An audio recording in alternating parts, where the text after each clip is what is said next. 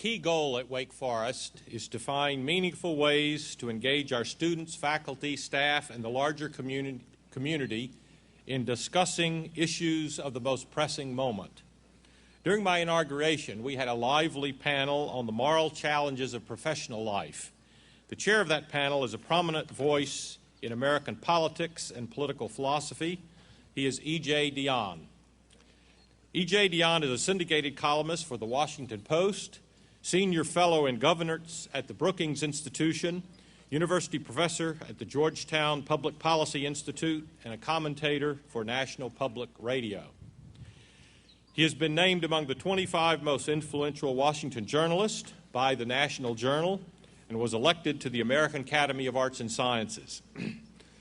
The American Political Science Association bestowed him with the Carey McWilliams Award, honoring his outstanding journalistic contribution to the understanding of politics. I'm delighted to have E.J. Dionne here in a year that promises to have historic importance with unprecedented involvement, particularly from young voters. Ladies and gentlemen, please join me in welcoming E.J. Dionne.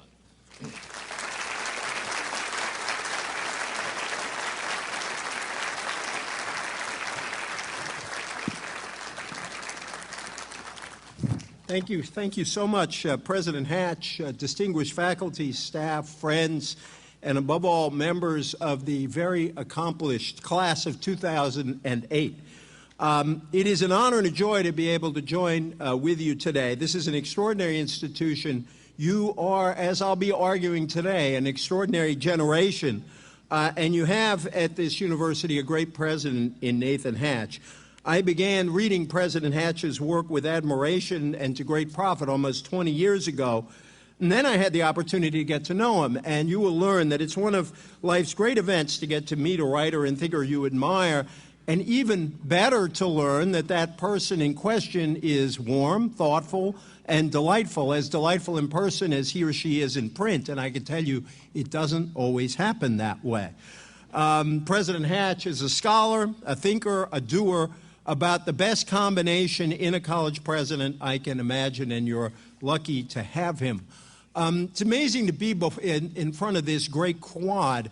Wonderful things have happened here. I want to direct your attention to that stone archway over there, the Hearn Arch.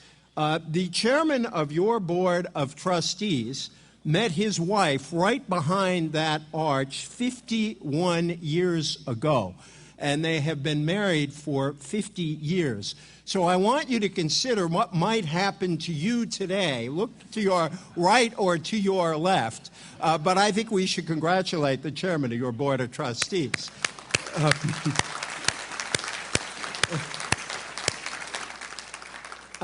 As you probably know, the worst kind of speech to give is a commencement address. The people here who matter are absolutely everyone, parents, graduates, teachers, staff, everyone except the person giving this speech.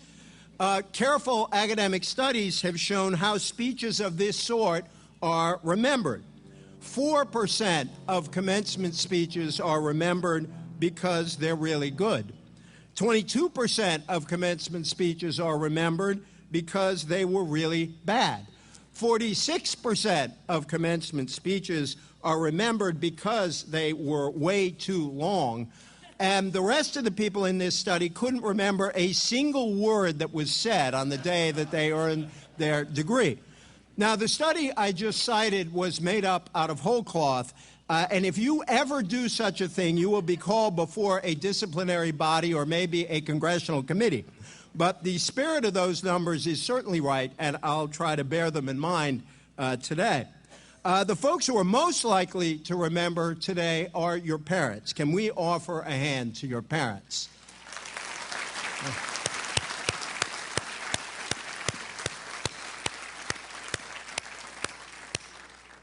I thought being a parent was easy until I became one.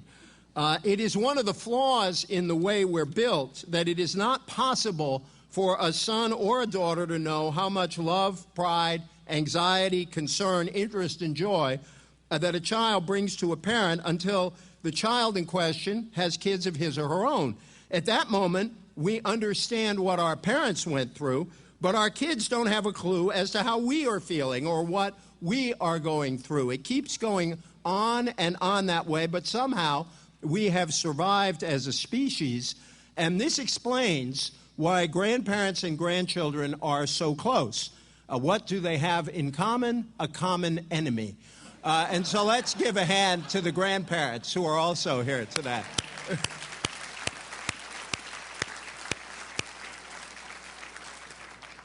I learned from my friend Samantha Power, the great writer, human rights activist, and fellow Red Sox fan, that no address is of this sort. Yes, go ahead. Yeah, that's. Was that cheering Red Sox fans or booing Yankees fans? I couldn't tell. I learned that no speech of this kind is complete without the baseball lesson, my first lesson of this speech. And since Wake is such a fine baseball school, although tonight's NBA playoff game is actually Wake versus Wake, this is a good place to begin. I begin here, the baseball lesson is rendered by my friend Samantha. One of the reasons I love baseball is that the best players in the game hit 300.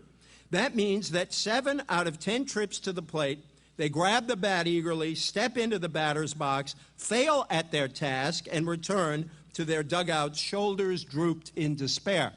Now, my baseball-playing son would note that this leaves out walks and the on-base percentage, but never mind that. You never know in failing what you are inspiring in others, Samantha concludes. Are you legitimating a way of seeing, a way of behaving? To switch sports metaphors, are you moving the ball down the field just an inch? So it may seem strange to start off with this lesson, but daring to fail is the only way you'll succeed.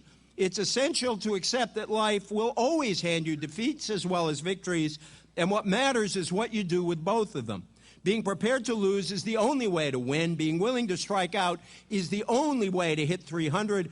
And when it comes to politics and public life, remember, thank God, that in a democracy, just as there are no final victories, there are also no final defeats. I would commend you another lesson, which is to cultivate a sense of humor, especially about yourself.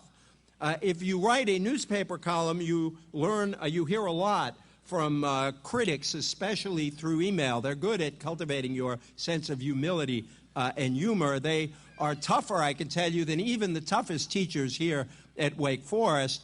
And some of what they write me can even be repeated in polite company. My favorite critic once wrote, "Dear Mr. Dionne, are you as dumb in person?" Now, if nothing else comes out of this talk, you'll at least be able to answer that question for yourself. Most of our very best public servants have cherished wit and irony and laughter. They needed it to survive in the work they did. The late Texas Governor Ann Richards is a prime example. Richards once observed that the price of gasoline had gotten so high that Texas women who wanted to run over their husbands had to carpool. She also regularly cited a gentleman called Carl Parker who said, if you took all the fools out of the legislature, it would not be a representative body anymore. Another truly amusing politician, not for what he did, but for what he said in rather dire circumstances, is former Governor Edwin Edwards of Louisiana. He was indicted so often that he once told voters that they had to know he was honest because no one had been acquitted as often as he had been. He eventually went to the slammer, but he still had an unusual sense of self-awareness. Running in the middle of a deep recession against an incumbent, he said, "If you re-elect my opponent, there'll be nothing left for me to steal." He also said of that opponent, "My opponent is so dumb that it takes him 2 hours to watch 60 Minutes. And watching this campaign has occasionally brought to mind my friend Mark Shields' story about the political consultant for a less than inspiring candidate who advised him as follows: "You can fool some of the people all of the time, and those are the ones you should concentrate on." Now, Shields can laugh at politicians easily because he believes in democracy so much. Therefore, a third lesson for you all. No matter how well educated you feel yourself to be, especially today, never, ever, ever treat with contempt or disrespect those who have less formal education than you do. No matter how much you think you know, please don't fall into the trap of ignoring the insights and the wisdom of those who are often described as ordinary people and are anything but ordinary. If you believe in democracy, you must believe in the judgments of those extraordinary, ordinary people. The great theologian Reinhold Niebuhr offered one of the finest aphorisms I know on behalf of democracy.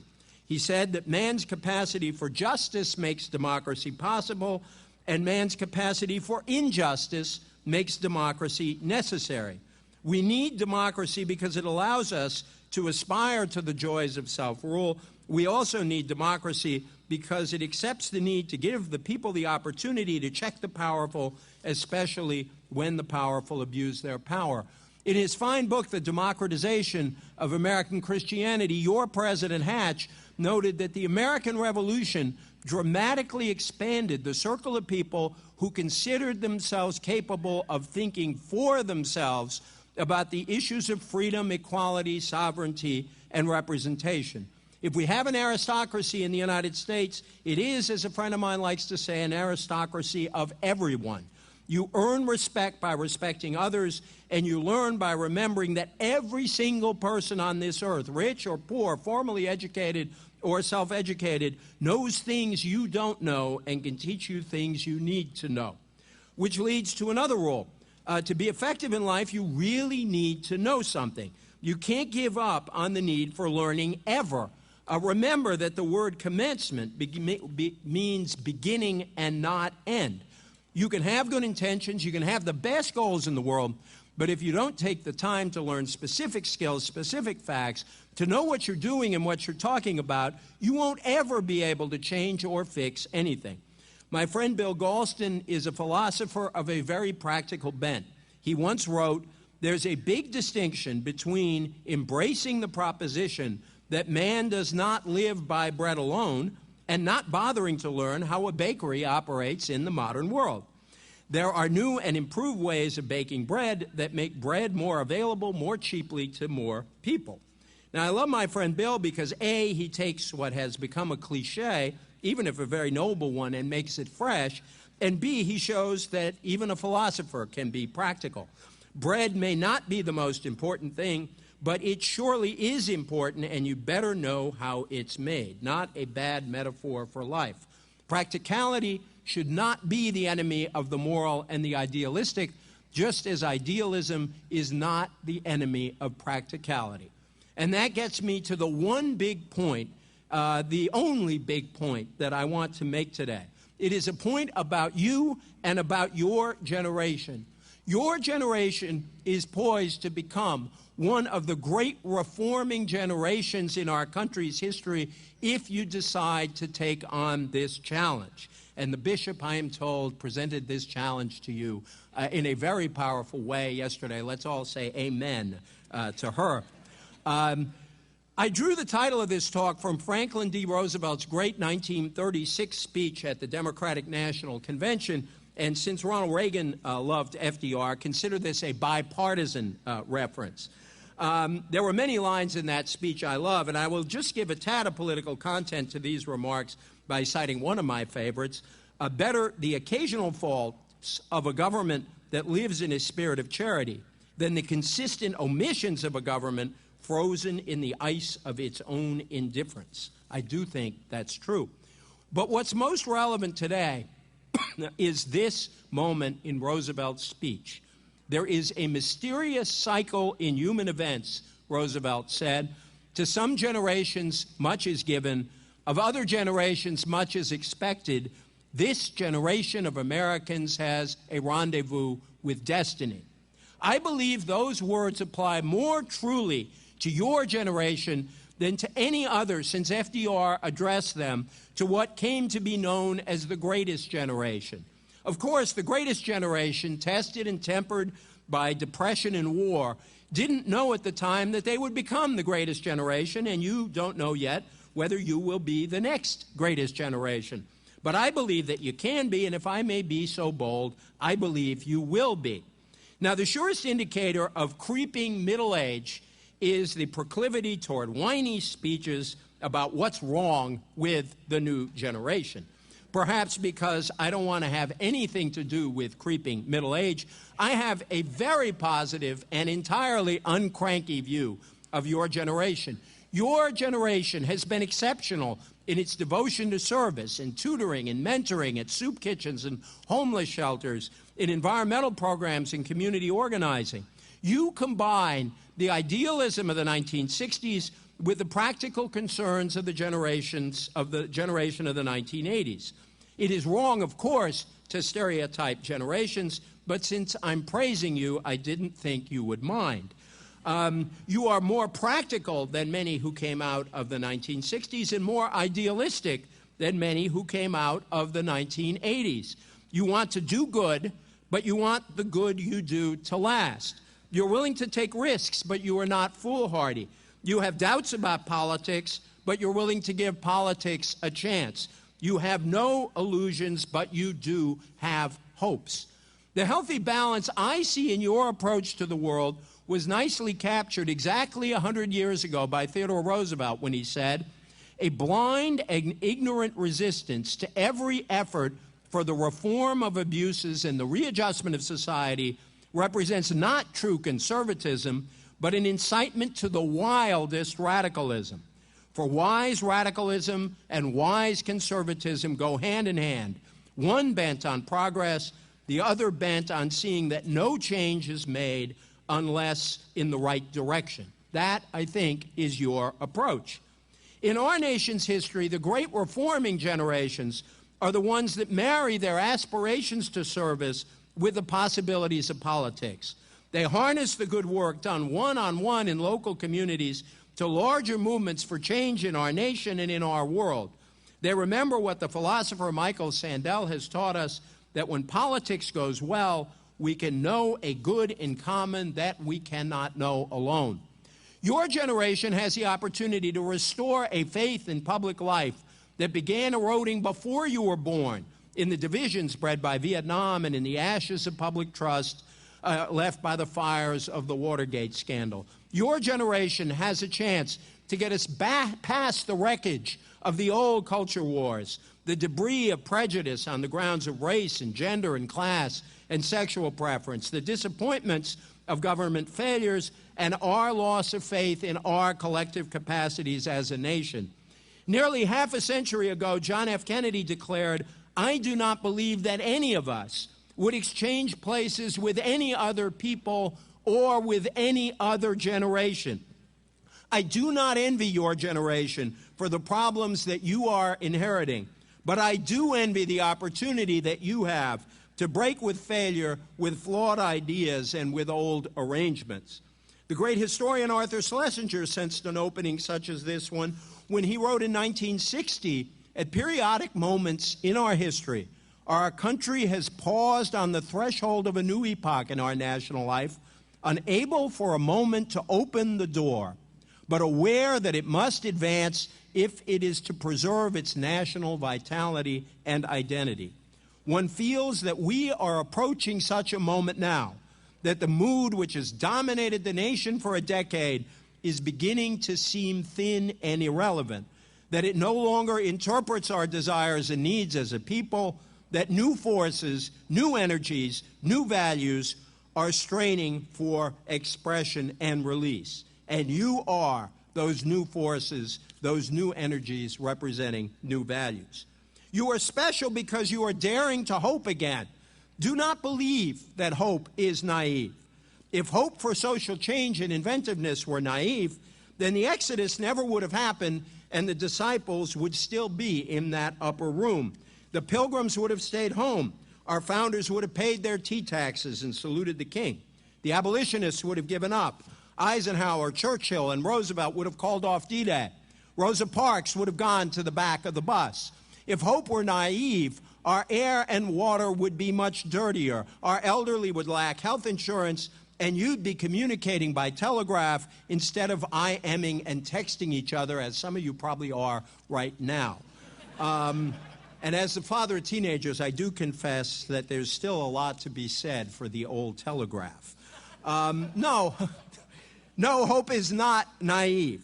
Hope accepts the human tendency to sin, but also our capacity for transcendence. Hope is realistic about what is, but imagines what might be. Hope sees through empty cynicism and sees around the corners of our current difficulties. Hope is the virtue on which faith and love depend. Yes, I am laying a heavy burden on you, but that is because I believe, really, that you are a very special generation. I am not just asking you, as commencement speakers always do, to work hard, to lead happy and successful lives, to love your families, and to be good to your own kids, although I want you to do all those things too. I am calling upon you to be the generation that transforms charity into justice, cynicism into hope, division into dialogue, selfishness into generosity, impatience with politicians into a belief in the possibilities of politics and public life. 50 years from now, I want the person standing in my place talking to the Wake Forest class of 2058 to be able to say that you, the class of 2008, were part of the greatest generation that transformed a time of peril and confusion into an era of reform and renewal, and I actually believe that you'll do it. Thank you, and Godspeed.